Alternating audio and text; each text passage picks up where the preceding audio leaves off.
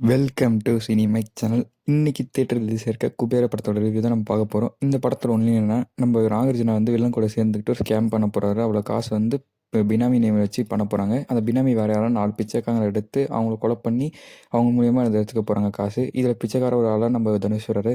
இதுக்கப்புறம் என்னாச்சுன்னா மீதி ஸ்டோரியாக இருக்கும். இந்த படத்தோட ஒன்லைன் சூப்பராக இருந்துச்சு. ஆனால் படத்தோட லென்த்தை ரொம்ப அதிகமாக இருக்குது. ஒரு சில சீனில் ரொம்ப லேக் அடிச்சிச்சு. ஃபர்ஸ்ட் ஹாஃப் ரொம்ப நல்லா போயிட்டு இருந்துச்சு. ஆனால் செகண்ட் ஹாஃப் அங்கங்கே தேவையில்ல சீன் போரான சீன் வச்சுருக்காங்க. ஒரு ப்ளஸ் பாசிட்டிவ் பாயிண்ட் என்னன்னா, இந்த படத்துல லவ் சீன் அது வச்சு நாஸ்தி பண்ணல. ஃபுல்லா கதைக்குள்ளேயே இருந்தாங்க. தனுஷோட ஆக்டிங் பெர்ஃபார்மன்ஸை பிரித்து மேய்ஞ்சிட்டாரு. நாகார்ஜுனா அவங்க கொடுத்த ரோலை நீட்டாக பண்ணிட்டு போயிருக்காங்க. ரஷ்மிகாவும் டீசெண்டாக நடிச்சிருக்காங்க இந்த படத்தில். பேக்ரவுண்ட் மியூசிக் வந்து நல்லா தெரிவிச்சு மேய்ச்சிருக்காரு டிஎஸ்பி. அந்த சாங்லாம் அங்கே நல்லா இருந்துச்சு. பிஜிஎம் நல்லா இருந்துச்சு. எனதே எனதே ஒரு பிஜிஎம் வரும், அதுவும் செம்மையாக இருந்துச்சு. பாசிட்டிவ் தான் இந்த படத்தில் இருக்குது. நெகட்டிவ் என்னென்னு பார்த்தா லென்த்து தான். 3 hours 7 minutes கிட்ட இருக்குது இந்த படம். தனுஷே 30 minutes கழிச்சு தான் வருவார் இந்த படத்தில். மற்றபடி குறை சொல்ல ஒன்றும் இல்லை. ஒரு டீசெண்டான படம் தான் இது. இதுக்கு நம்ம ரேட்டிங் வந்து 5க்கு 3.75 தரோம் நம்ம. தேங்க்யூ. தேட்டரில் மிஸ் பண்ணாதீங்க, போய் பாருங்கள்.